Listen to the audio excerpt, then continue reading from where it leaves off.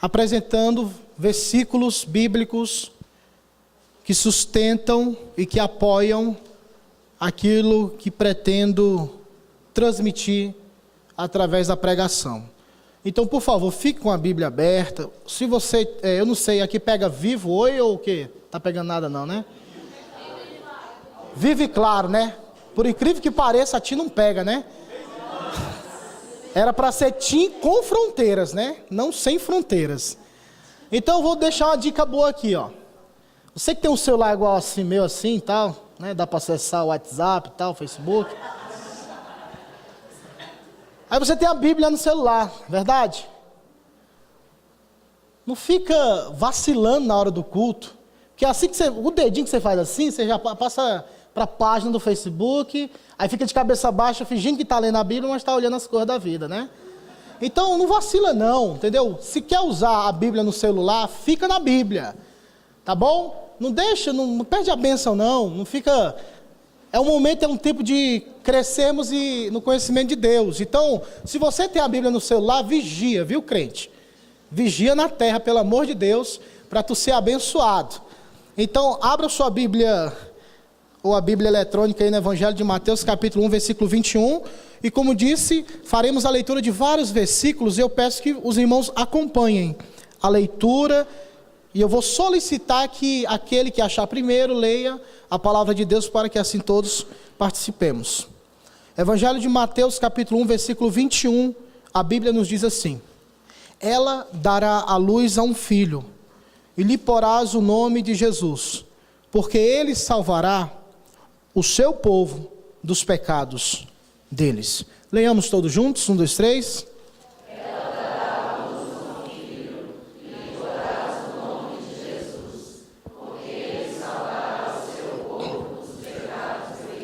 Oremos mais uma vez. Deus, confiamos na graça, confiamos em Jesus. E neste momento, como a nossa irmã orou, eu oro ao Senhor. Fala conosco, Deus, através do santo livro. Deus, permita-me, com a tua graça, falar de forma inteligível e transmitir a tua mensagem de forma pura, para que os corações sejam alcançados pela cruz, pelo Evangelho de Jesus Cristo. Eu não peço nada mais, peço tão somente isso. Revela a cruz nesta manhã, em nome de Jesus. Amém. Pessoal, o tema nesta manhã que me foi dado é: pela cruz encontro ou tenho salvação. Todos nós sabemos que o símbolo do cristianismo centraliza-se na cruz. Temos dois símbolos, a cruz e o peixe. Mas a cruz tem a sua força apresentada durante vários séculos. Quando analisamos a Bíblia Sagrada, percebemos e verificamos no texto o sofrimento, a dor do Senhor Jesus na cruz do Calvário. E às vezes perguntamos, eu quando eu era menino, tipo assim, no tempo daquele filme lá, acho que alguns aqui conhecem. De Volta para o Futuro, lembra? Da Sessão da Tarde, naquela época que Sessão da Tarde passava uns filmes bom demais. Aí tinha aquela máquina do tempo, DeLorean, né? DeLorean. Aí eu tinha assistido um filme de Jesus Cristo nessa época. Minha família católica, tudo que tinha de religião no mundo, nós participávamos. E eu não tinha noção de nada, né? Só que eu vi os filmes e falava, nossa, esse homem aí era de boa, pregava, anunciava e ninguém tocava nele. Aí o que eu pensei?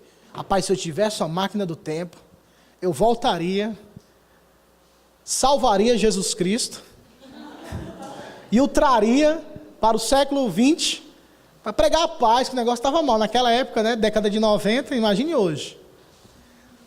Só que eu não tinha noção daquele sofrimento que era extremamente necessário ele passar. E eu queria livrá-lo, como Pedro eu quis dizer, Senhor, não faça isso não, Senhor. Você não precisa passar por isso. Eu fui um Pedro da vida. Mas era extremamente necessário Jesus Cristo passar pela cruz. Aí vem outra pergunta, mas por que ele teve que passar pela cruz? Por que ele caminhou para o Gólgota? Por que ele carregou a cruz? Por que ele sofreu tamanha dor? Por que ele morreu? Porque a Bíblia nos ensina que se nosso irmão pecar contra nós, perdoa. Alguém pode perguntar, então por que Deus não faz isso? Se ele viu que a gente perdoa, por que ele não perdoa quando solicitamos a ele o perdão? Por que precisou ou necessitou Cristo passar por tudo aquilo? Seria tão simples Deus do céu, a terra, dizer, estão todos perdoados. Mas por que houve esse sacrifício? Por que aconteceu tal ação? É isso que faz toda a diferença quando queremos vislumbrar a cruz e entender o sentido real da cruz de Cristo. Primeiro de tudo, existe uma dificuldade muito grande de entendermos plenamente a cruz. E no caso, por todos nós, essa verdade é conhecida, chamada pecado. O pecado corrompe. O pecado, como diz o pastor Roster, emburrece. E o pecado tira esta compreensão da realidade bíblica e da interpretação e o discernimento correto do que foi, do que significou a cruz de Cristo. E é extremamente necessário analisarmos o texto, quando lemos no capítulo 1, no versículo 21, o anjo Gabriel aproxima-se de Maria e fala, bem-aventurada és tu entre as mulheres, e bendito será o fruto do teu ventre, Jesus, que dela nasceria o Salvador do mundo. Ela disse, eu não tenho marido, como é que isso vai acontecer? A sombra do Todo-Poderoso te cobrirás, e pela obra e pela graça do Espírito Santo será gerado em ti o Salvador do mundo. Isso está escrito no Evangelho de Lucas. No Evangelho de Mateus, de forma mais sintética, ele apresenta, ela dará à luz um filho, Maria dará à luz um filho, e lhe porás o nome de Jesus. O que ele realizará? Ele salvará o povo dos seus. Esta é a missão primordial no campo horizontal. Salvar o povo dos seus pecados. Que pecados são estes? Não tem como falarmos de cruz, não tem como falarmos do Senhor Jesus, se não irmos analisarmos o que aconteceu na criação. Todo mundo conhece, não é verdade? Adão e Eva, primeiro casal na terra. Resumidamente, Deus disse, olha, não comerás do fruto da árvore do conhecimento do bem e do mal, porque no dia que dela comerdes, certamente, e o que aconteceu? Satanás, Gênesis capítulo 3, incorporado em uma serpente, engana Eva, e faz com que ela coma do fruto proibido. Logo em seguida ela repassa para o seu marido, ambos comeram do fruto proibido, ambos pecaram contra o Senhor. E o pecado, a partir daquele momento, começa a reinar. É por isso que todos somos pecadores, por causa do pecado de Adão e de Eva. E hoje é difícil defendermos e apresentarmos na atual geração a doutrina do pecado, a doutrina bíblica que ensina que todos são pecadores, porque a geração que vivemos, na verdade, em todas as estações dos anos, séculos, milênios, as pessoas sempre foram pessoas autossuficientes, mas no século 21 parece que o negócio ficou mais intenso. Certa vez eu pregando para um travesti, lá nas ruas de Fortaleza, ele passou, aí eu entreguei o folheto, ele amassou, jogou na minha cara, aí eu virei muito macho nessa hora, eu disse, olha meu irmão, eu falei assim, homem, te arrepende do teu pecado. Aí ele virou para mim, todo estilão, jogou a bolsa e o cabelo, você me chamou de pecadora, eu chamei de pecador. Aí ele veio para cima de mim querendo me agredir. Rapaz alto, né? Parece que o povo é tudo alto, né? Altão, grandão. E eu pequeno. Eu fechei o olho e disse, Deus, é agora. Vou levar um sacode aqui. E vão dizer, eu não posso nem bater quando é que eu bati em mulher, né? Aí a Maria da Penha vai me pegar. Fechei o olho. Quando ele se aproximava, eu vi que ele não tinha chegado. Ele olhou para mim, ficou me encarando, eu encarei ele. E ele saiu. Eu disse, Deus, obrigado. Só que quem vinha atrás era 2 policiais. Acho que Deus enviou os policiais. Eu pensava que era anjos que estavam me protegendo, mas eram 2 policiais. Então os policiais que faziam a ronda vinham aqui logo atrás, então eu acho que ele recuou por causa disso, com certeza. Mas percebam que ele não quis assumir que era pecador. Ele não quis assumir que era, diante de Deus, um homem que estava andando em conduta inapropriada, em pecado. Você fala para os seus colegas, eu sou pecador? Que isso, rapaz? Não sou pecador, não. Não sou pecador, não, só estou tomando um copinho, um cigarrinho. Não sou pecador, não, é porque eu precisei, tive que alcançar várias mulheres para poder ter a maturidade para casar. Então, as pessoas tentam ludibriar de qualquer forma para não aceitar a realidade do pecado. Eu costumo dizer muito para a galera aqui da UPA, 3 funções que o pecado, claro que acima de tudo e acima de todas as funções ou consequências que o pecado traz, a morte é primária. Mas o pecado, guarde isso no seu coração, o pecado ele cega, o pecado escraviza e o pecado mata. É por isso que as pessoas não conseguem entender a dimensão. Por quê? Porque o pecado cegou o entendimento, eles não conseguem compreender. Disse Paulo em 2 Coríntios, que o Deus deste século cegou o entendimento dos incrédulos, para que a luz do Evangelho de Cristo não resplandeça. O pecado cega, o pecado escraviza. Por isso que Cristo disse, se o Filho, pois, vos libertar, verdadeiramente sereis livres e conhecereis a verdade, e a verdade vos libertará. Pessoal, traz um H2O para mim aqui num copo, por favor. Então o pecado liberta, o pecado escraviza, e o pecado mata. O salário do pecado é a? O salário do pecado é a? Só perceberemos e compreenderemos o valor ou a intensidade do pecado quando aproximarmos-nos de Deus, porque Deus é o reflexo exato que apresenta a profundidade e a dimensão do pecado. Eu querer entender o pecado por si só, eu não conseguirei. Por quê? Porque eu sou pecador. É necessário vir uma luz de fora, é necessário vir um conhecimento de fora que revela, que demonstra o quão é destruidor o pecado. Abra sua Bíblia no Evangelho de Romanos. Lutero dizia que o Romanos é o 5º Evangelho, como toda a Bíblia. Então abra sua Bíblia no Evangelho de Romanos, capítulo de número 7, versículo de número 13. Quem achou pode ficar em pé, leia. Obrigado, meu querido. Cadê esse vento aqui?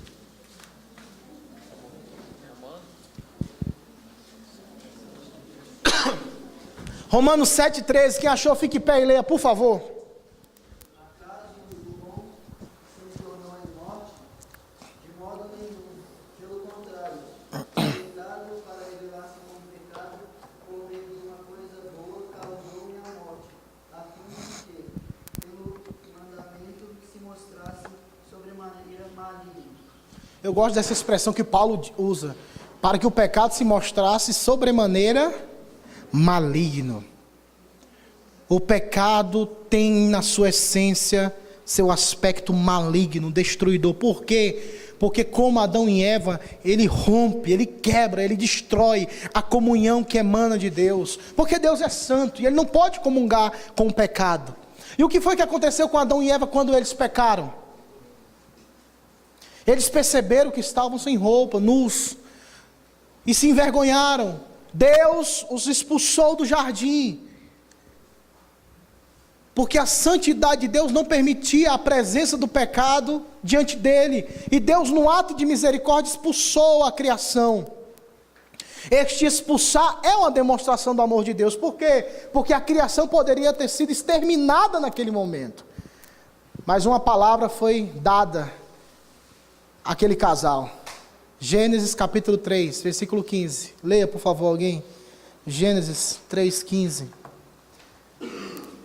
Quem achou, leia, por favor.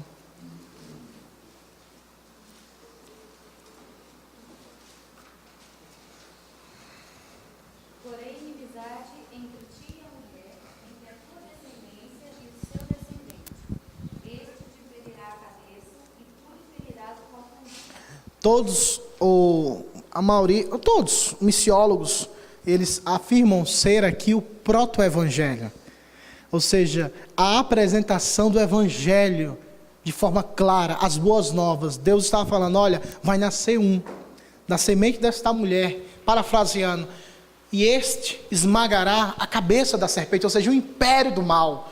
Porque esmagar a cabeça significa que ele destruirá o império que estava sendo erguido naquele momento. Que império era esse? O império do pecado. Porque Satanás tinha usado da sua artimanha, conhecedor que Deus era santo e puniria o pecador, induziu que o casal pecassem. Todavia, Deus abriu uma porta de escape. Ô jovem, Deus sempre tem uma porta de escape. Deus sempre tem um milagre a realizar. Para Deus não existem portas fechadas. Deus é o Senhor de tudo e de todos. E neste momento, a mensagem é: a esperança, nascerá um, que ele destruirá, ou seja, ele remirá o povo dos seus pecados. E esta promessa se cumpriu quando o anjo Gabriel, o texto que lemos, chegou, aproximou-se de Maria e disse a ela que verdadeiramente nasceria o Salvador do mundo. Então, o pecado é um dos motivos reais da vinda de Cristo ao mundo, porque ele veio com a missão esta, salvar o povo dos seus pecados. Não existe bondade em nós, irmãos.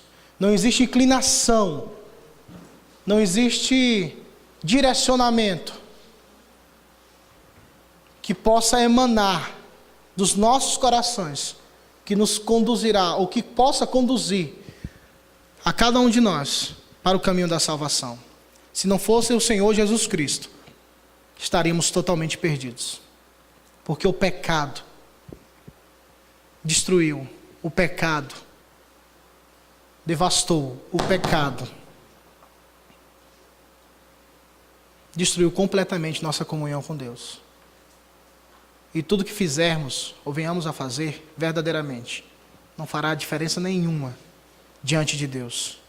Porque diante de Deus, o pecado matou. Porque o salário do pecado é a morte. Abra sua Bíblia lá em Jeremias 13, 23.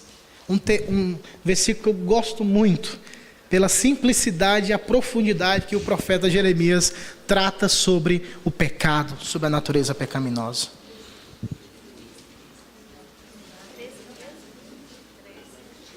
Jeremias 13, 23.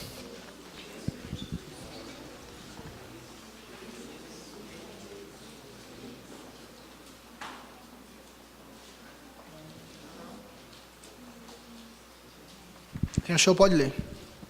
Pode mentir, utilizar a sua pele ou leopardo seus espinhos? Podereis vós fazer o bem, estando treinados para fazer o mal? Repete para nós, querido.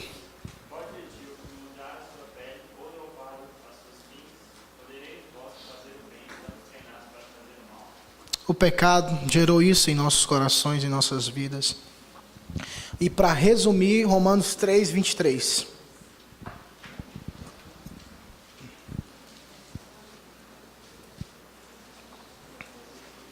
Quem achou, leia. Romanos 3, 23. Pois todos pecaram e carecem da glória de Deus. Repete, minha querida. Pois todos pecaram e carecem da glória de Deus. Pronto, todos pecaram. Todos carecem da glória e da misericórdia de Deus. Todos somos carentes, necessitados da graça que restaura, a graça de Deus manifestada em Cristo Jesus. Mas por quê? Por que foi necessário a cruz? Falamos do poder do pecado, a influência, o seu aspecto maligno, e só teremos a total capacidade de entendermos plenamente sobre a malignidade do pecado quando formos glorificados. Porque enquanto estivermos nessa terra, nossa compreensão ainda será limitada por causa do pecado. Mas por quê? A cruz. Por que o sofrimento de Jesus? Entenda, e eu vou pontuar aquilo que falei ontem à noite de forma rápida, alguns pontos. Primeiro, pecamos contra quem? Contra quem pecamos? Pecamos contra o Senhor. Pecamos contra o Eterno. E a consequência para aqueles que pecam contra o Eterno, somente uma punição eterna. Porque a ira de Deus, ela é eterna. Porque o inferno será um local de tormento eterno.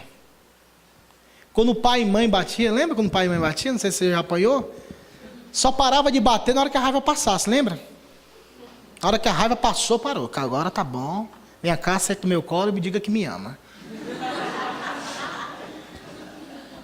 Mãe fazia isso. Mãe batia em mim. E eu amo porque ela me ensinou. E às vezes a gente aprende apanhando, né, irmão? Tem pessoas que tem que meter a cara no chão para aprender. E louvado seja Deus por isso. É a pedagogia de Deus, de Jesus Cristo. Ele ensina através do sofrimento e acabou-se. Quer moleza, meu filho? Quer moleza? Eu ia falar outra coisa, mas não convém não. Deixa em off. Depois quem quiser me procurar aqui, tá gravando ali, né? Aí não pode não. Então, meus queridos, o sofrimento é uma escola. Deus ensina o seu povo através do sofrimento. Então a consequência do pecado, a consequência de quem peca contra Deus é a punição eterna. E dentre a raça humana, quem poderia salvar o povo? Quem poderia receber de Deus a ira? Quem poderia suportar o juízo, o castigo? Quem poderia suportar as chibatadas, o chicote, a ira do Deus eterno? Quem?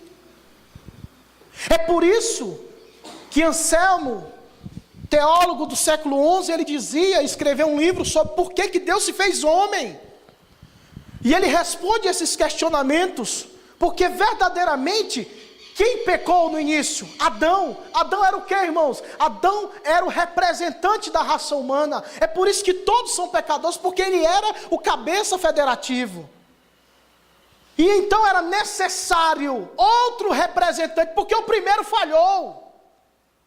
E com Deus e na vida que vivemos não existe segunda vida. A vida é real, a vida não é videogame, nós temos somente uma vida. E ele, Adão, pecou. Não tinha mais como ele ser um representante, porque ele pecou. Estava debaixo do poder do pecado e todos os seus descendentes nasceram debaixo do poder do pecado. É por isso que quando Jesus Cristo veio ao mundo para redimir o seu povo, ele se fez carne. Por quê? Porque era necessário que do lado humano alguém fosse o representante. É como se Deus dissesse: cadê? Eu quero ver um representante no meio de vocês. Tem alguém? E o silêncio pairava na humanidade. Tem alguém que possa representar a raça humana? Tem alguém que possa representar o povo da aliança? Tem alguém que possa representar o meu povo? Ninguém. Porque todos estão debaixo do poder do pecado. Todos são escravos do pecado, subjugados pelo poder do pecado, e não há nenhuma inclinação perfeita para com Deus.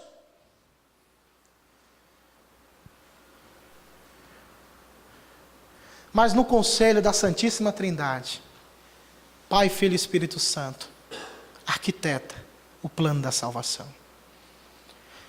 E no tempo certo, disse Paulo aos Gálatas, na plenitude dos tempos, Deus enviou o seu Filho.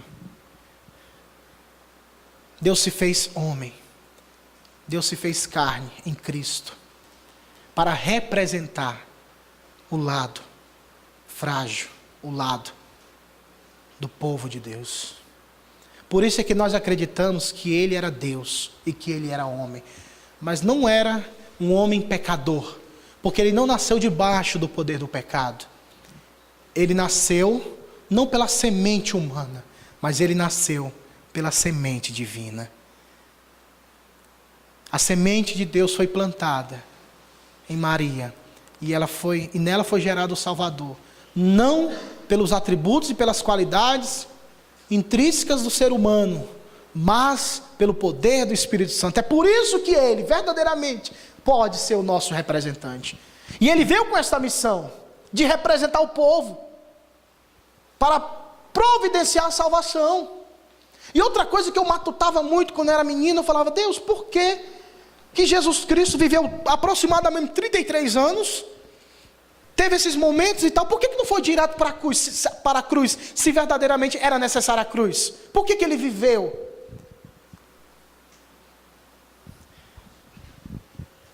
Confirmamos e acreditamos que ele morreu a nossa morte, amém? Mas verdadeiramente ele viveu a nossa vida, ou melhor, ele viveu para que vivêssemos através dele. Tem um texto lá no Evangelho de João, capítulo 17, da oração sacerdotal, que Cristo fala, e a Bíblia, irmãos, presta atenção, a Bíblia, ela tem uns detalhes que, se você passar rápido demais assim, você não pega. Você tem que meditar, parar, pensar e ouvir Deus através da Escritura. E um texto que ele fala, diz assim o Senhor Jesus: eu me santifico a mim mesmo, para que eles sejam santificados.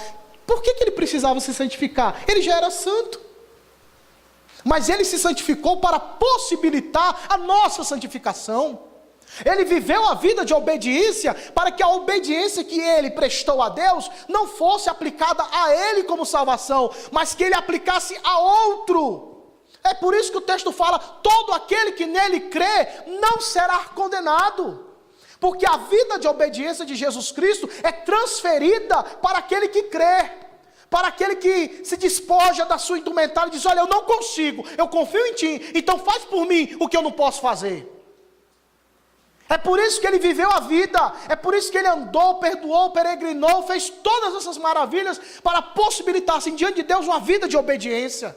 Para que você hoje, jovem, para que você hoje pudesse aproximar-se de Deus através de Cristo e ter uma nova vida por meio da vida de Cristo.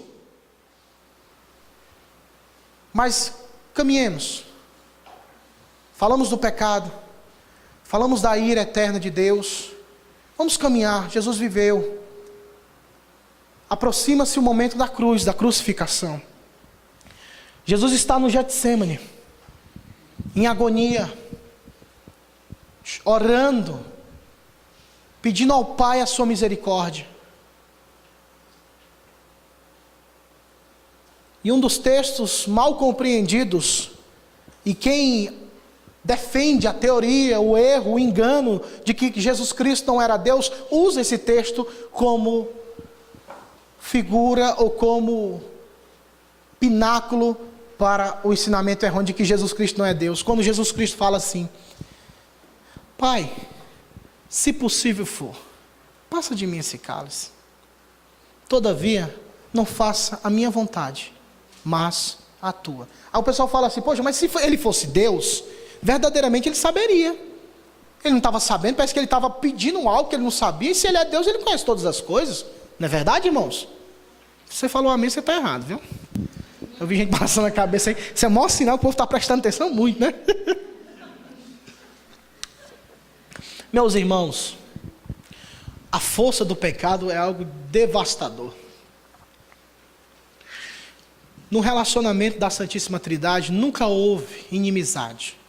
Nunca houve contenda entre Pai, Filho e Espírito Santo. Nunca houve.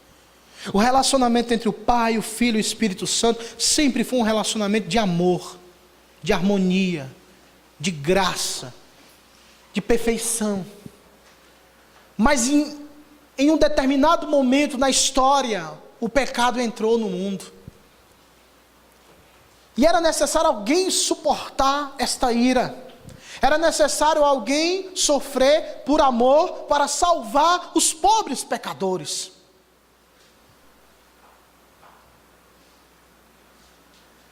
Jesus Cristo se faz homem e está prestes a receber no seu corpo na sua alma, no seu ser, a ira de Deus. Lembram-se de ontem à noite? Eu perguntei, olha, Jesus Cristo pagou os nossos pecados e ele recebeu não a ira do diabo. Essa é uma visão até equivocada, mas ele recebeu a ira do próprio Deus, porque quem vai castigar é Deus. Lembram-se do livro do Apocalipse, capítulo 1, Jesus Cristo ressurreto, lá no final, no versículo 18, ele diz, eu que estive morto e agora vivo para todo sempre, e tenho as chaves da morte e do inferno em minhas mãos. Ou seja, quem tira a vida é o dono da vida. Quem dá a vida é o dono da vida. Quem joga no inferno é quem tem a chave da porta. E quem tem a chave dessa porta é Deus. Jesus Cristo disse em outro texto, dizendo, olha, não temais o homem que pode tocar o corpo. Temam antes aquele que além de tocar no corpo, pode jogar a alma no inferno.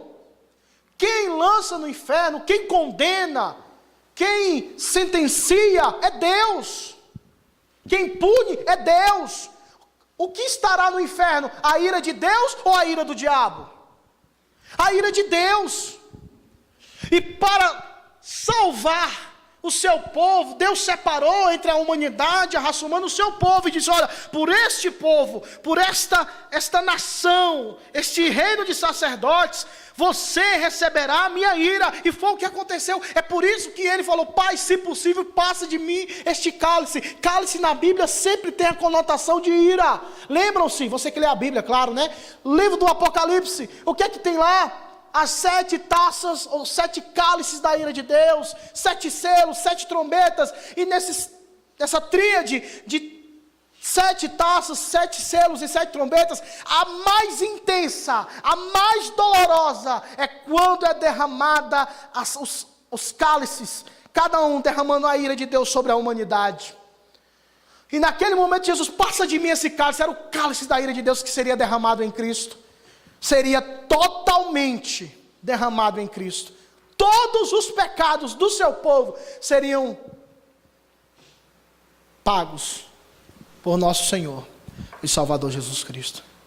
Aí me diz, você tem um relacionamento de amor, de harmonia, de perfeição, e por toda a eternidade, eu não sei nem explicar isso, mas eu estou tentando, viu? Por toda a eternidade você tem um relacionamento de amor. E tem um momento nesse campo da eternidade que abre-se uma lacuna. E esta lacuna abre-se onde o Filho de Deus diz assim, olha, se possível de mim passa. Ou seja, ele estava dizendo assim, eu nunca senti a tua ira, Pai. Eu sempre senti o teu amor. Eu sempre comunguei da tua felicidade, da tua paz. Eu, Santo Espírito, Deus Todo-Poderoso, sempre tivemos uma harmonia, sempre tivemos uma perfeição, sempre tivemos um relacionamento bom demais. Nunca ninguém ficou offline com ninguém. A gente sempre estava online entre nós. E naquele momento, e naquela hora, e naquele instante, Jesus Cristo não ia receber mais o amor do seu Pai. Jesus Cristo não ia mais receber do Santo Espírito de Deus a comunhão. Naquele momento, Deus Filho não receberia da Santíssima Trindade a harmonia que dela emanava. A partir daquele momento em diante, ele receberia sobre o seu corpo, sobre a sua alma, a ira de Deus. É por isso que Jesus Cristo ficou angustiado. É por isso que ele agonizou, porque ele iria se deparar com a ira de Deus. Preste atenção, crente. Se Jesus Cristo agonizou, porque ia se encontrar com a ira de Deus, hoje você deve não agonizar de forma desesperadora, mas você deve agonizar de alegria, de prazer, porque alguém suportou a ira que era destinada a você. Por causa dos seus pecados, dos meus pecados, esta ira era destinada a nós, e ele suportou. E ele aplacou.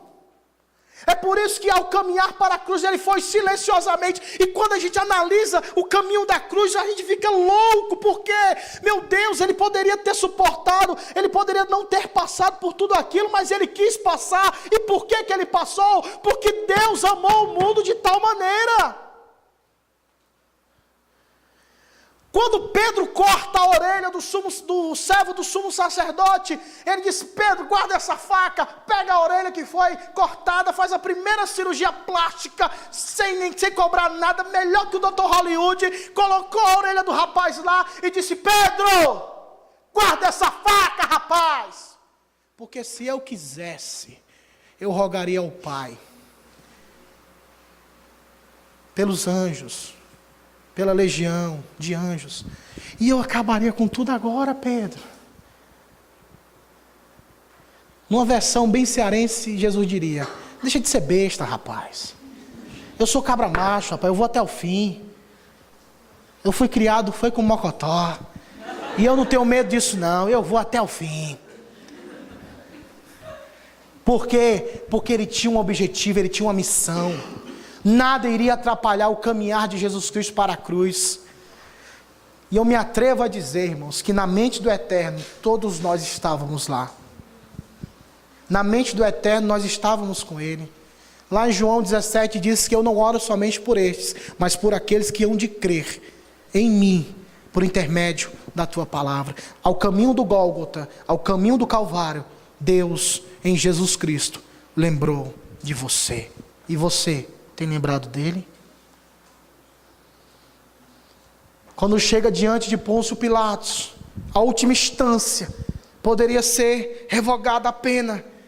Pilatos disse: olha, homem, conversa comigo que eu tenho poder, eu tenho autoridade para te tirar desse negócio. Aí quando fala de poder, quem é crente de verdade não admite o poder ser tirado de Deus e colocado em pecadores. Aí Jesus Cristo abriu a boca e disse: meu filho, nenhum poder te foi dado se do céu não te fosse concedido. Depois desse momento, silêncio total. Jesus Cristo silenciou. E Pôncio Pilatos chegou para a liderança dos fariseus e disse: olha, por que vocês querem condenar este homem? Eu não consigo ver um mal neste homem. No Evangelho de João, Pilatos apresenta 3 vezes, dizendo: olha, eu não consigo ver culpa neste homem. Quando chega diante da multidão, Pilatos fala: olha, é o seguinte, eu não tenho nada a ver com isso, traz aqui um balde d'água aqui, vou lavar minhas mãos, sabe por quê? Porque eu não vejo culpa neste homem. Se virem, façam o que vocês quiserem, porque eu mesmo não vou condenar ele não, porque eu não vejo culpa nele. Sabe por que Pilatos, e na Bíblia, irmãos, é gostoso lermos e percebermos assim a perfeita harmonia dos textos. Lembram-se no sacrifício do Antigo Testamento, como era feito? Um dos pré-requisitos era que nenhum animal que fosse oferecido tivesse defeito. Ele deveria ser sem mácula. João Batista olhou e viu e disse: eis aí o Cordeiro de Deus, que tira o pecado do mundo. Ou seja, o Cordeiro imaculado, o Cordeiro sem mancha, não tinha defeito, era perfeito, não existia pecado nele. Pilatos não conseguia entender biblicamente, e nem teologicamente, ele só podia dizer: pai, eu não consigo ver culpa nesse homem, para com isso, povo. Não, crucifica-o. E ele foi, caminhou, foi maltratado, carregou a pesada cruz, furaram as suas mãos, seus pés e o seu lado. E esse momento de sofrimento apresenta-nos não somente o sofrimento físico, mas o sofrimento espiritual de Cristo. Ao ponto de Jesus Cristo, em diversos momentos na Bíblia, ele se refere a Deus como o Pai dele. No Evangelho de João, os fariseus ficaram tão irados com Jesus Cristo, porque ele disse: olha, sabe por que a gente quer apedrejar você? É porque você chama Deus de Pai. E tu chamando ele de pai, quer dizer que tu é filho dele? Ele sempre falava pai, pai, pai, pai, pai. Mas na cruz, ele não chamou Deus de pai. Ele bradou e disse: Deus meu, por que me desamparaste? Eu não sei se dá para explicar ou dá para entender dessa forma, mas não tem outro jeito.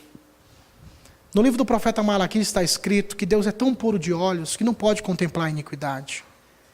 associando neste momento, podemos até exemplificar que Deus virou as costas para Cristo. E um teólogo lá do Rio de Janeiro dizia algo e eu achei massa. E ele disse assim: Deus na cruz clamou por Deus. Porque ali ele era Deus. Ele não deixou de ser Deus em nenhum momento, mas o Deus que levou os nossos pecados. E ele bradou, ele agonizou. Todo caminhar, todo o episódio da cruz é para demonstrar o quão maligno é o pecado. O quão perverso é o pecado. O quão é devastador o pecado nas nossas vidas. O pecado, irmãos, ele não se apresenta como algo destruidor instantaneamente. Isso é desde a criação. Porque quando Adão e Eva pecaram, eles não sentiram algo fisicamente. Eles permaneceram vivos, mas a condenação tem proporções eternas. É muito bom, a gente fica zoando, é de boa na lagoa, não sei o que e tal, mas quando trabalhamos na perspectiva da eternidade, as suas bases têm que tremer. Eu tive a infelicidade de presenciar alguns momentos na minha vida, momentos bons e momentos ruins. Infelizmente presenciei mortes na minha frente. Mas tem toda a diferença. Eu conheci um rapaz que infelizmente ele foi esfaqueado. E uma das coisas que ele chorava muito. O cara era o valentão, era o bonitão, entendeu? Era o bad boy. Mas na hora que levou umas furadas, começou a chorar. E desesperadamente, você não... Irmão, quem já viu, é algo assustador. Você olhar no olho da pessoa e a pessoa pedir, não deixa eu morrer não. E às vezes dá o último suspiro e morre. Sabe por que essa pessoa não quer morrer? Porque inconscientemente, ela percebe, não conscientemente, mas inconscientemente, entenda o que eu estou falando. Ela percebe aquela aproximação, não da morte, mas do juízo, da condenação. E naquele momento, a ira de Deus se aproxima. Não é o diabo que se aproxima, é a ira de Deus que se aproxima. Não tire da sua cabeça isso não, viu? Deus em Cristo nos salvou dele mesmo, como disse ontem à noite. Nosso encontro não era com o diabo, nosso encontro era com Deus. E é tão certo esse encontro que no livro do Apocalipse fala o quê? Que todo ser, grandes e pequenos, estarão diante do trono de Deus e do Cordeiro. E até alguns, como diz no livro do Apocalipse, gritarão: montes caiam sobre nós, esconda-nos daquele que está sentado no trono e do Cordeiro. Porque a santidade de Deus inquieta, perturba, porque apresenta-se como algo que vai requerer da vida do ser humano. Mas você já viu crente morrendo? Como é uma paz. Nesses anos, como evangelista, missionário, pastor, tive vários momentos de visitar enfermos às portas da morte. E eu costumo dizer com o pastor Roster que quando eu visito um enfermo, eu sou muito mais abençoado do que o próprio enfermo. A gente vai para abençoar, mas sai abençoado. A pessoa que está lutando contra o câncer, vamos louvar o Senhor, vamos. Vamos cantar ao Senhor? A mulher estava na mesa, na cama, no hospital, os dias contados. Ela só pediu a coisa: eu quero que vocês louvem 3 hinos. E quando eu morrer, com a simplicidade tão grande, com a naturalidade tão grande, quando eu morrer, no meu enterro, cante esse hino aqui, porque eu quero evangelizar na morte. É um negócio meio assim, né? Enquanto tem gente aqui que morre de medo, né? Meu Deus, agora não, em nome de Jesus, né? Porque verdadeiramente, meus irmãos, quem está em Cristo, não tem mais semblante, Deus não é mais irado.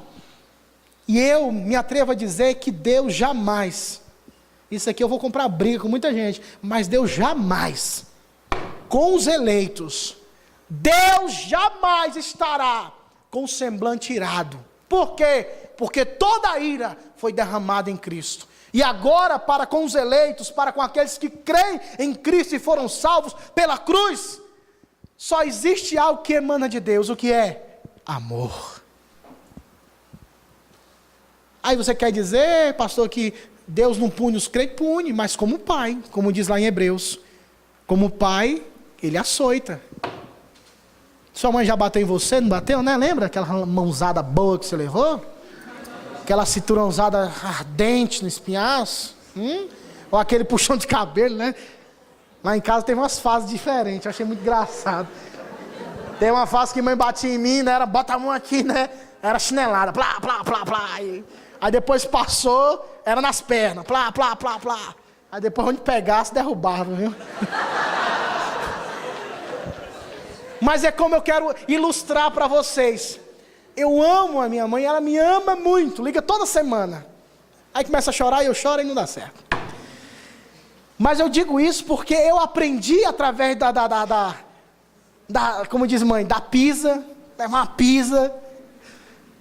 Desses momentos eu aprendi, porque ela demonstrou carinho e amor. Porque muitas vezes ela batia chorando. E ela sempre dizia, dói mais em mim do que você, rapaz. E eu pensava, não, dói mais em mim, viu? Rapaz, tá doido. Amanhã é uma baixinha invocada que eu vou te falar, viu? Mas, verdadeiramente, no dia que Deus me deu o privilégio de ser pai, ela disse, olha, você nunca vai entender isso, meu filho. Você pode ser pai, mas eu sou mãe. Mãe tem um aspecto muito próximo. E é tão certo que Deus usa a figura da mãe muitas vezes. Olha, como a mãe, até como uma galinha que ajunta os pintinhos. Olha, eu quero fazer isso com vocês. Eu quero protegê-los. Deus usa uma galinha para demonstrar o amor dele. E a gente quer ser tão teólogo PhD, né? Mas Deus, a galinha, tem coisa simples. O amor, debaixo das asas, estarás seguro. É lindo. Tudo isso, por quê? Porque Ele amou. Ele demonstrou o seu amor por você, crente. Por você, cristão. Lembra-se, a ira de Deus foi derramada em Cristo. É por isso que a cruz é extremamente necessária, porque na cruz há uma demonstração de quão maligno é o pecado, de quão perverso é o pecado, mas também na cruz, simultaneamente, apresenta-se quão grande é o nosso Deus, quão magnífico é Deus, quão triunfante foi Jesus Cristo na cruz. Porque a nossa mente ela é devagar demais, mas na cruz a morte e a vida andavam lado a lado, mas a vida venceu. No livro dos Salmos diz que na cruz, no madeiro, a misericórdia e a verdade se abraçaram, a paz e o amor se beijaram. Foi na cruz, é por isso que o acampamento apresenta pela cruz, meu irmão e minha irmã, porque é pela cruz, pela obra de Jesus Cristo que você tem salvação, é pela obra de Jesus Cristo que você será salvo. A obra de Jesus Cristo não possibilita a salvação, a obra de Jesus salva. A obra de Jesus não dá capacitação para você ser salvo, não. A obra de Jesus te salva completamente. Porque aquilo que era destinado a você, Ele recebeu. E a vida que Ele viveu, Ele te deu.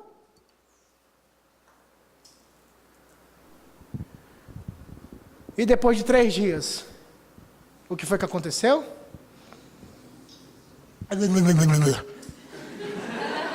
Depois de 3 dias, pelo amor de Deus, nem eu, pessoal, acordei com o canto do galo aí, não estou assim. Ele ressuscitou, e eu gosto muito, e eu até comentei, na quarta-feira, lá no culto de doutrina, pregamos sobre um texto, e quando eu medito na obra de Jesus Cristo, o que Ele fez por nós, me chama muita atenção, e eu apresentei uma realidade, e quero aqui transmitir para os irmãos também. Vamos aqui transcender um pouquinho, vamos?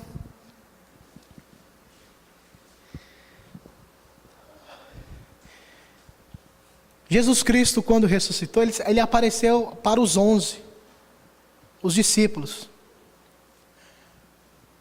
Pai seja convosco, assim como o Pai me enviou, também vos envio a vós outros. E tendo dito isso, soprou sobre eles o Espírito Santo. Mas tinha um camarada que não estava na reunião. Ele foi atender o celular, foi atender o WhatsApp, ele não estava lá. Quem era? Tomé. Jesus apareceu! Negativo. Vocês estão ficando doido. Tá zoando. Eu tenho que ver, leva mal não. Eu sou bem racionalista, né? Matemática na veia, física, tudo. Se eu não tocar, ó. E ele foi atrevido. Ele falou: se eu não tocar nas feridas da sua mão e a ferida do seu lado, eu não vou acreditar. 8 dias passaram-se. Os discípulos estavam reunidos. Quem aparece? Entre a parede não, passou entre a parede, as portas estavam fechadas, ele entrou. Porque para Deus não existe porta fechada não, viu, meu filho? Ele entra. Aí todo mundo reunido, ele vai direto. Porque Jesus eu vou falar igual um amigo meu que eu conheci lá no interiorzão do Ceará. E eu gostei da expressão que ele falou assim: rapaz, Jesus é cabra macho. Ele não tem negócio, tem com ele. Ele vai logo e resolve, acabou-se. Tem que é cheio de lega-lega, né? Resolve pronto, meu filho. Acabou-se. Quem nem saber, foi direto no Tomézão lá. Chegou em Tomé e disse: Tomé, falou nada, só disse: coloca teu dedo aqui na minha mão. Tomé, coloca o dedo aqui do meu lado. E a Bíblia diz que ele tocou, enfiou o dedo nas feridas do Senhor. Talvez agora a gente vá transcender, viu? É agora, prepara para subir.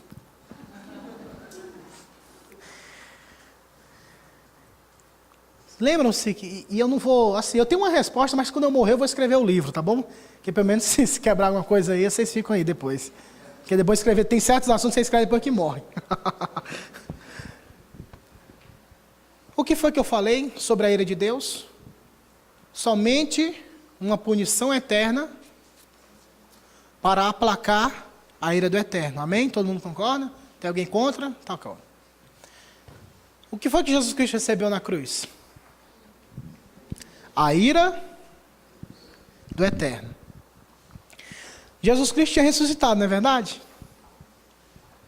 E o corpo dele, que estava totalmente desfigurado pelas surras, pelos chicotes e N coisas, estava restaurado.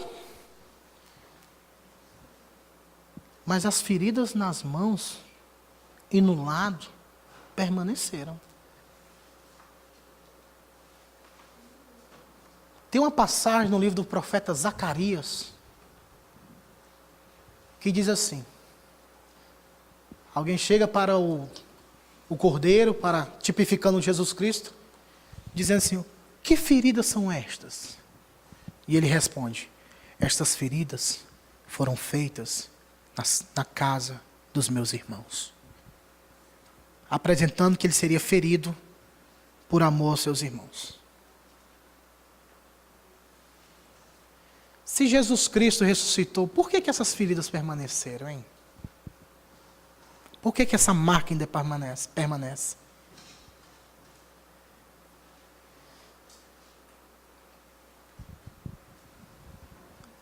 Vou deixar você pensar bem muito, tá bom? Mas eu só quero que você entenda uma coisa. Lutero defendia uma teoria chamada e conhecida como a incapacidade de conhecermos Deus plenamente ou totalmente. Conhecido como Deus obsconditus, ou seja, o Deus escondido. Existem mistérios que, ainda que estejamos na eternidade, não conheceremos plenamente. Por quê? Porque se conhecermos plenamente Deus, Ele não vai ser mais Deus, porque Ele sempre tem que estar acima das suas criaturas, acima da sua criação. E uma realidade é sobre o sofrimento de Cristo, irmãos. O que nós podemos ter sobre o sofrimento de Cristo, o que Ele sofreu na cruz para salvar você, o seu povo, ultrapassa os limites da razão e da compreensão humana.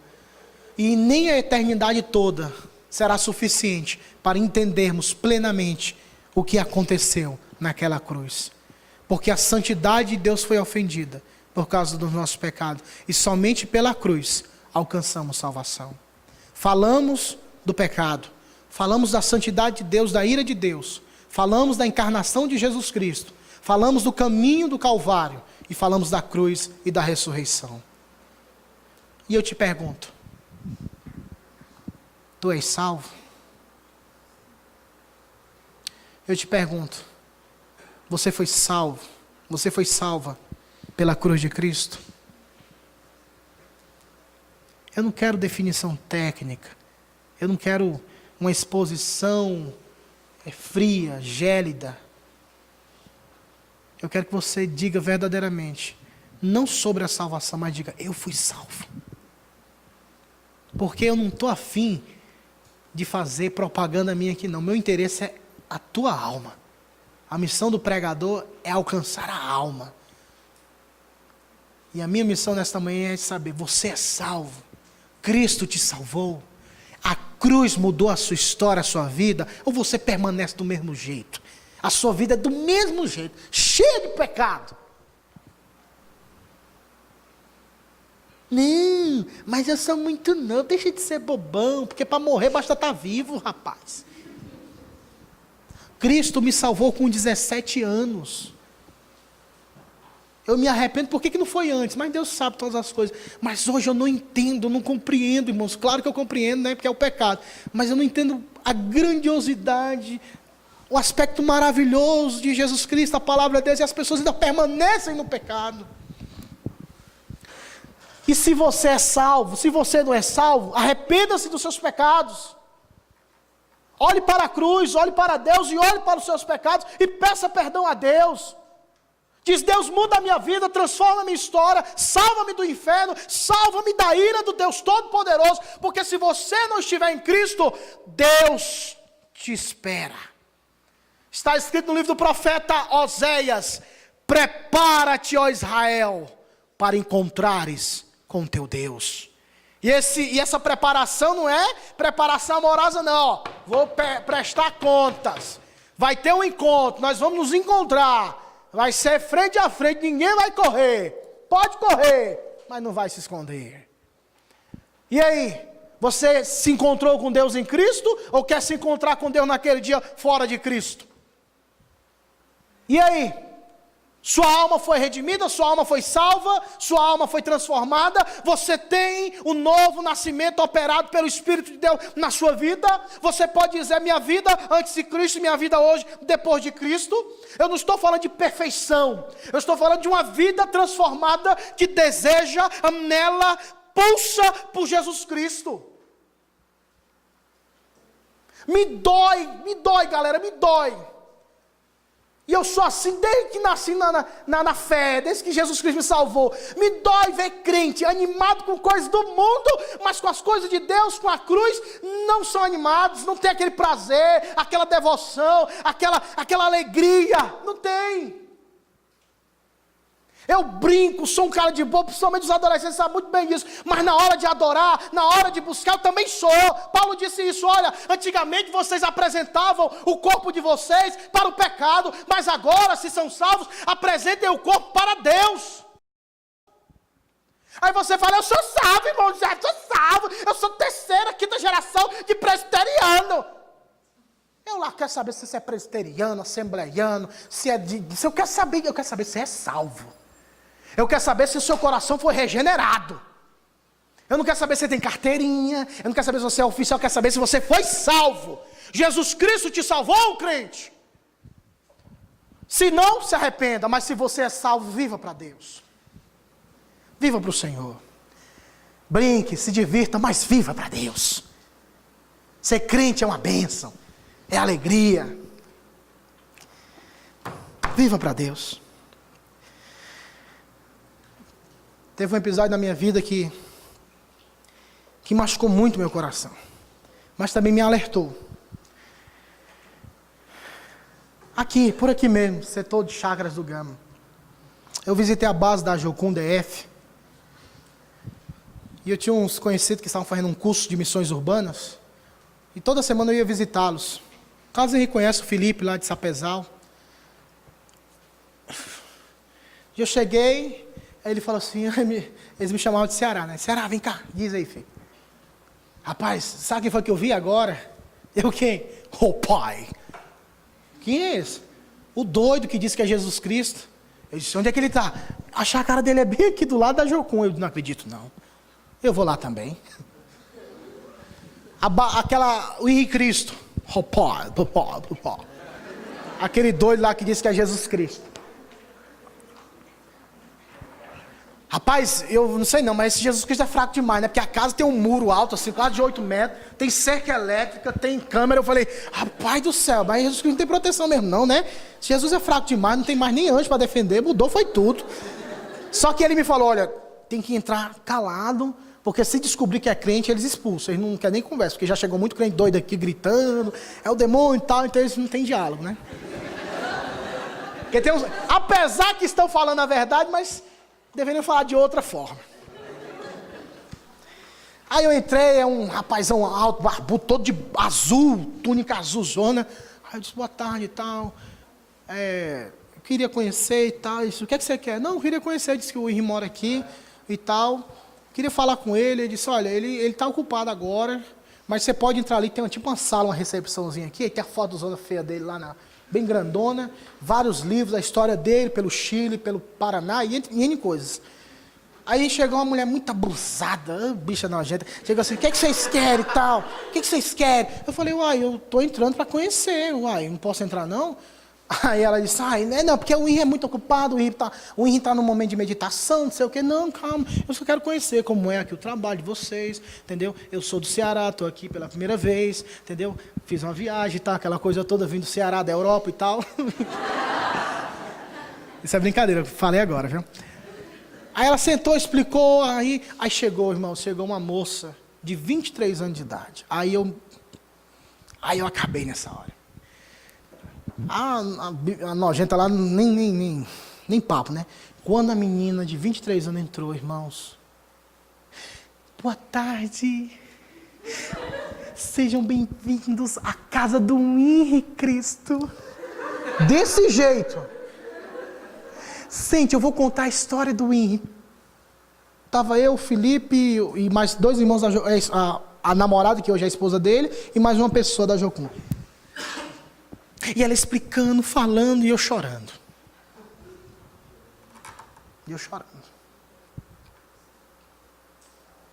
E ela dizia assim, meu querido Marreco, ela dizia assim, olha, e eu te digo de todo o meu coração, Ele é Jesus Cristo. Aí eu chorei. Eu não aguentei, não. Eu falei assim, minha filha, me fala uma coisa. Faz quanto tempo que você segue Ele? Olha, quando eu conheci lá em Cascavel, no Paraná, ele me falou do Evangelho e eu abandonei tudo para servi-lo. E eu tinha 16 anos de idade e hoje eu tenho 23. Aí eu chorei mais ainda. Eu não sei se ela pensava que estava me ganhando para ele, né? Alguma coisa assim. Aí eu falei assim, eu quero falar com esse homem. Aí a abusada chegou de volta, né? Não, o Henrique é muito ocupado, mas se você comprar um kit do livro, da biografia dele, por R$20, você pode falar com ele e receber a bênção dele. Eu olhei assim para ela. Eles compram casada, minha filha? Quer me enganar? Aí eu estava com R$20, eu fiquei com pena de dar R$20 lá. Eu falei, não, deixa para depois, eu não quero ver esse cara não, bicho feio daquele jeito. Mas eu estou falando para você, eu falei dentro de mim lá na hora, né? Falei só para mim mesmo, né? Mas tinha que pagar R$20, assim, você compra esse livro aqui, você vai falar com ele, compra casada, né, e tal. Mas, irmãos, por que eu estou falando isso?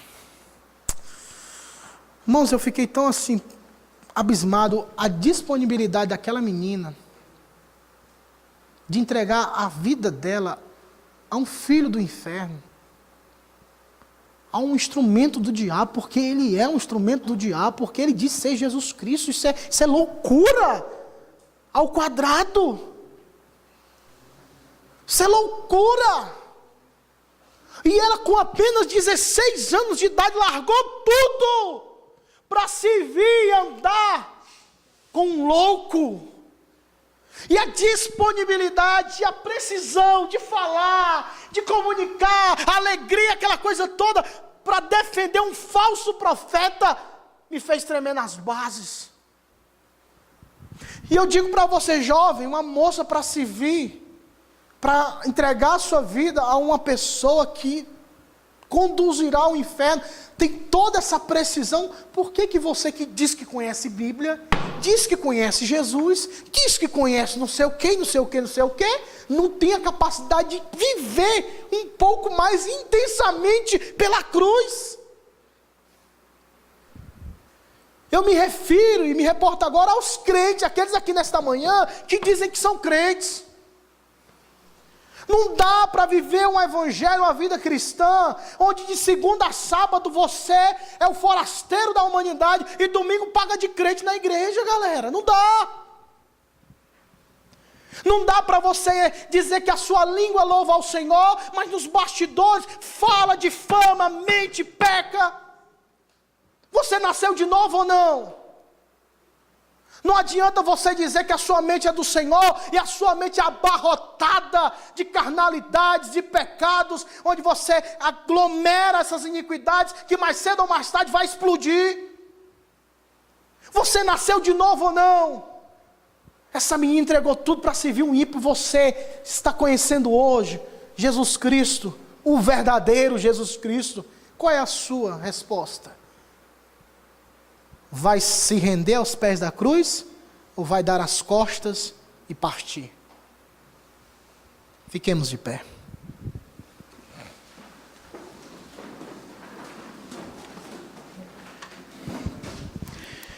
A minha oração é que Deus perturbe você. Minha oração é que Deus